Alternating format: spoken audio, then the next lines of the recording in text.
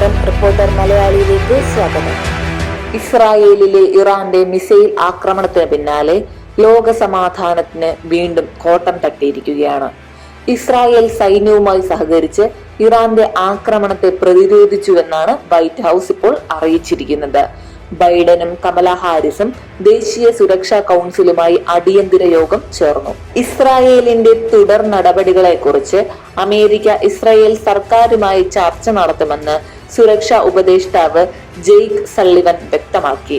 സംഘർഷത്തിന് പിന്നാലെ ന്യൂയോർക്കിൽ UN രക്ഷാസമിതി ഇന്ന് അടിയന്തര യോഗം ചേരും. മേഖലയിൽ ഉടൻ വെടിനിർത്തൽ നടപ്പാക്കണമെന്ന് UN സെക്രട്ടറി ജനറൽ ആവശ്യപ്പെട്ടതിനെ തുടർന്നാണ് അടിയന്തര യോഗം. ഇന്ത്യയും സ്ഥിതി നിരീക്ഷിക്കുകയാണ്. ഇസ്രായേലിലുള്ള ഇന്ത്യക്കാർക്ക് എംബസി ജാഗ്രതാ നിർദ്ദേശം നൽകി. സുരക്ഷിത സ്ഥാനങ്ങളിൽ തുടരണമെന്നും അനാവശ്യ യാത്രകൾ ഒഴിവാക്കണമെന്നും ഇന്ത്യൻ എംബസിയുടെ നിർദ്ദേശം. അതേസമയം പശ്ചിമേഷ്യയിൽ സംഘർഷം വ്യാപിക്കുന്നത് തടയണമെന്ന് വീണ്ടും ഇന്ത്യ ആവശ്യപ്പെട്ടു. ആക്രമണത്തെക്കുറിച്ച് മുന്നറിയിപ്പ് നൽകിയിരുന്നതായി ഇസ്രായേലിലുള്ള മലയാളികൾ പറയുന്നു.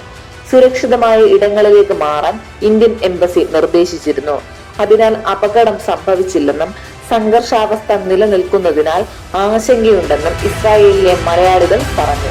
ഹമാസ് ഹിസ്ബുള്ള നേതാക്കളുടെ വധത്തിന് പകരം വീട്ടുമെന്ന പ്രഖ്യാപനത്തിന് പിന്നാലെയാണ് ഇസ്രായേലിന് നേരെ ഇറാൻ മിസൈൽ ആക്രമണം നടത്തിയത്. 100 കണക്കിന് ബാലിസ്റ്റിക് മിസൈലുകളാണ് ഇസ്രായേലിന് മേൽ വർഷിച്ചത്.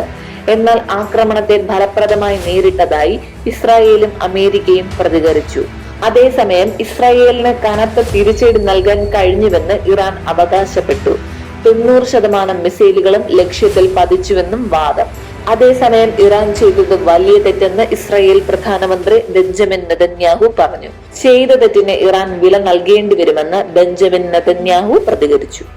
കൂടുതൽ വാർത്തകൾക്കായി ഈ ചാനൽ സബ്സ്ക്രൈബ് ചെയ്യുക.